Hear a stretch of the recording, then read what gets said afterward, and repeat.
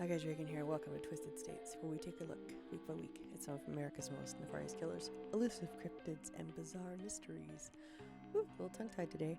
Anyway, we are on week 13, and this week we are headed to Colorado. Colorado was admitted to the Union August 1st, 1876, which makes it the 38th state to join the Union. The capital of Colorado is Denver. The highest elevation is 14,440 feet. Lowest elevation is 3,317 feet. So today we are going to be talking about Alferd Gene Packer, aka the Colorado Cannibal. So Alferd Gene Packer was born in 1842 in Allegheny County, Pennsylvania, to James and Esther Packer. He was one of 3 children. He didn't have a very good family life. But when he was like 20, he moved to Minnesota and joined the military. Sadly, he didn't last very long in the military. He lasted about 8 months, and then he was given an honorable medical discharge because he had epilepsy, and that excluded him from being able to be part of the military. He ended up going to Iowa after being discharged from the military and joining once again. In June 1863, 1 year later, he was discharged again for the same reason. After being rejected from the military, he really had a lot of an attitude with everybody, and he was not a happy camper, and he really kind of turned into a bit of a jerk. He just, at that point, he was really disillusioned. He was trying to survive. He didn't choose to have epilepsy. He didn't choose to have to deal with this disability. But it was, what it was, and it was what he had to deal with. So he didn't take that too well, and he just really kind of took it out on everybody around him. He didn't stay at jobs long. He had tons of short-term employment, a lot of jobs he would get, and either because of his seizures or his attitude or a combination of both, or the fact that he was stealing from people. I mean, there was a lot of different reasons why he wouldn't stay somewhere. Things wouldn't go well. So he decided that he was going to go to Colorado and become a miner. Word came that gold was struck in Breckenridge, and he decided, you know what? That's it. I'm going to Breckenridge. This is what I'm going to do. This is my life's calling at this point. He's going to go and he's going to be a miner, and he's going to, find all the gold and do well and whatever, and then, just follow the money. I mean, because if nothing else, right? I mean, at least there's some kind of opportunity there. There's all this gold being found, and so there's people with money, and, just kind of follow the money and go with that, right? So he joined 20 other miners that were headed to Breckenridge. And here's this guy. He's got nothing. He's got no provisions of any kind. He's got the shirt on his back. Like, he is not in any way prepared whatsoever to head down the Mormon Trail and head toward Breckenridge to the gold. Like, there's just no, he's not in any way, shape, or form prepared for such a trip. Like, just no. So, of course, now he's got to do some fast talking. He just starts saying words, stream of consciousness in any direction that might get him on this expedition to Breckenridge. He knows that nobody else there knows their way where they're going. None of them are familiar with the territory of the area. They're all, from all over the place, just they're chasing the gold. So he speaks up and says, "Hey, I'm a trail guide. I'm a guide. I can do this. I can get us there. I might not have provisions or whatever, but I can make up for my lack of preparedness as far as all that goes by, I'll pay my way by getting us there, but making sure that we make it there, because I know this area like the back of my hand. I got this. You guys are in capable hands with me. It's not going to be a problem. It's good to go. I'll get you there. Don't worry about it. It doesn't matter that I don't have a lot of provisions. I'm such a good guide, and I know my way around so well. We're just going to breeze right through this. Everything's going to be fine." Obviously, that was not the case. He indeed had tried being a wilderness guide in the past, Um, it didn't go so well. He kind of maybe just was terrible at navigation, and not only did he have a hard time because he was constantly getting lost, but he also was extremely lazy and annoying on top of that. And he had epilepsy, which, you know, hindered his ability to perform that job. But these people didn't know that. They didn't know what they were dealing with until it was too late. So they head out. He's leading them out into this ridiculous, boundless wilderness.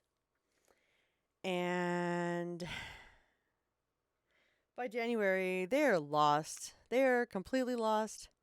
They are running low on supplies. They have no idea how they're going to get out of this situation. They are flying by the seat of their pants.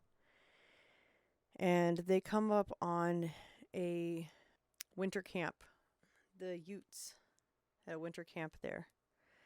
And Chief Ori was like, yeah, you guys, this is a bad time to try to traverse this area. We've got big storms coming in. It's winter. Like, you're not going to make it. You're not going to survive. As soon as the snow melts, everything thaws out, you'll be fine. Clear passage. But until then, you're better off to just stay here where it's safe. I don't want to see you guys go out and whatever, you know? So some stayed, but some were restless because they wanted to get where the gold was. They wanted to get there before it was all gone.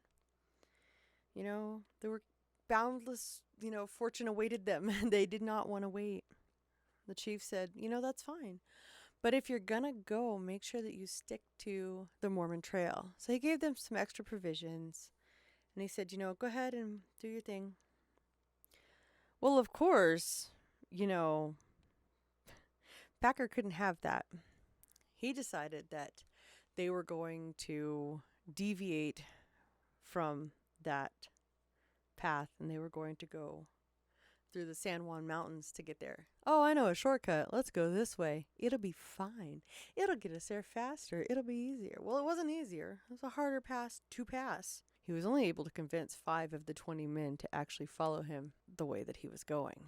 Those 5 men were Shannon Bell, James Humphrey, Frank Miller, Israel Swan, and George California Noon. Things go really bad. 2 months later, here's Packer cruising around. He showed up at the Los Pinos Indian Agency, claimed that he was abandoned, claimed that the group of men that he was with, the 5 men that he headed out with, couldn't handle him and thought he was a pain in the ass and gave him a rifle and left him there. They said, hey, you know what? Bro, you're too much. We can't take you. You're just going to have to fend for yourself. You know what? Here's a gun. Well, the tale he told was one of desolation, isolation, fear, being abandoned out in the wilderness during a snowstorm. Here's this big blizzard. He's on his own. He's, nothing but a rifle. But he doesn't look like he's been going without anything. He's fat and sassy. He's doing quite well. He goes to the nearby town of Saguash and he rents a room. Now he's throwing money around like there's no tomorrow. He's going to the saloon, spending like $100, which is like $2,500 in today's money. Just partying it up, having a good time, offering to loan people money.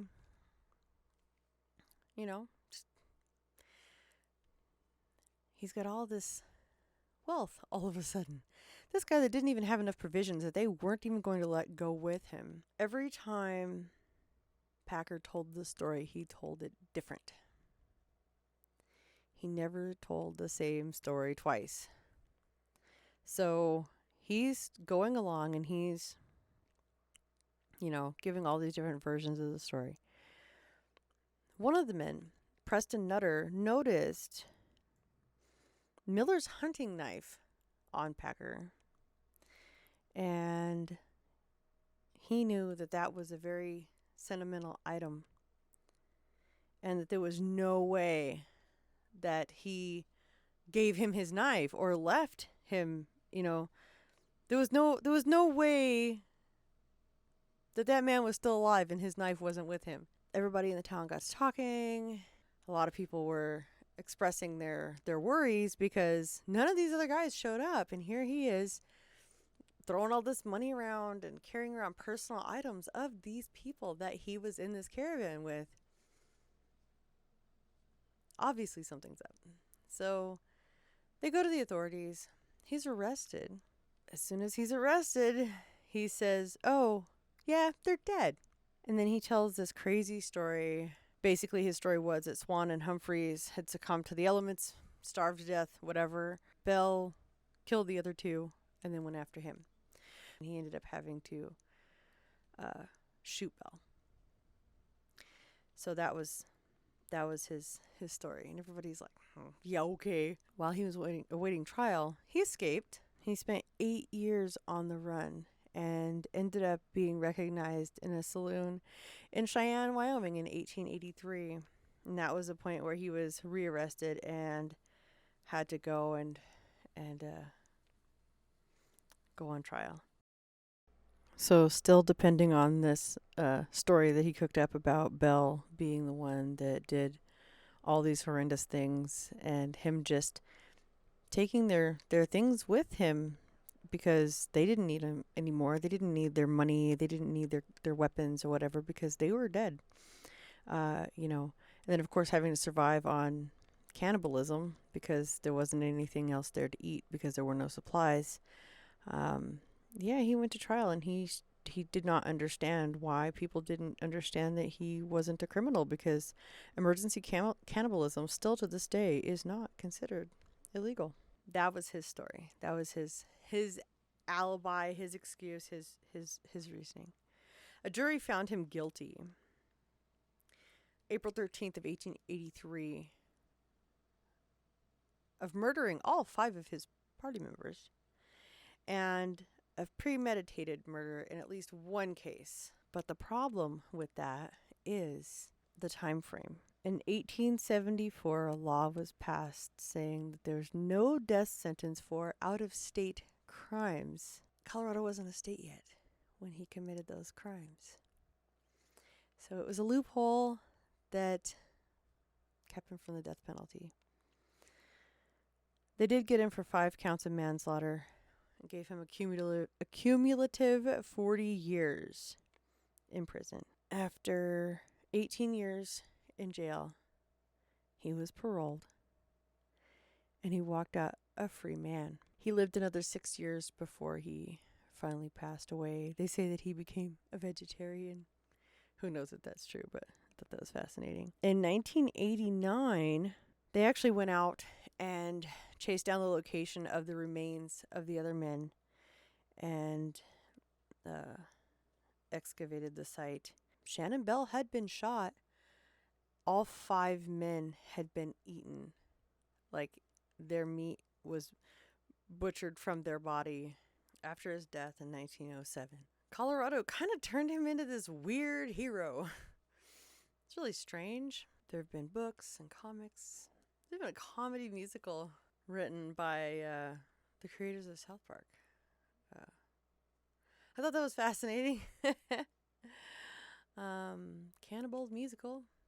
Yeah, that's a college project they did before South Park came out.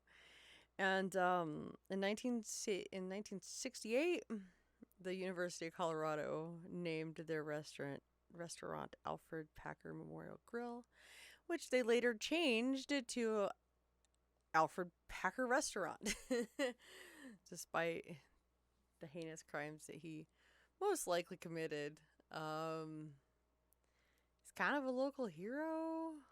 It's become kind of, silly and campy and just this weird, goofy thing. These poor people lost their lives. I mean, and there was a lot of that kind of stuff going on, I guess, at that time. Bottom line, Shannon Bell, James Humphrey, Frank Miller, Israel Swan, and George California Noon lost their lives and were eaten and robbed. Nobody really knows what exactly happened. Who knows? But looking at the big picture, I think we all pretty much have a good idea. Who knows? All I know is I'm going to be real picky and choosy about who I go camping and hiking with in the wilderness. And I'm not going anywhere during the cold months ever, ever, ever again. But there you have it. There's week 13 of Twisted States. Please check me out on Instagram at Twisted States. And you can listen to this podcast anywhere. I also upload these to YouTube. If you want to see my ugly mug, you can check them out over there. I'm out of here. Thank you for joining me. Thank you for hanging out, listening. I appreciate you. Please check me out on YouTube. Check out twistedstates.com. Wow, no words. And on Instagram at Twisted States. And if you have any questions or want to talk to me or give me some ideas, suggestions, whatever, all that stuff, message me over on Instagram. It's the easiest way to get a hold of me. And I will talk to you next time. Bye.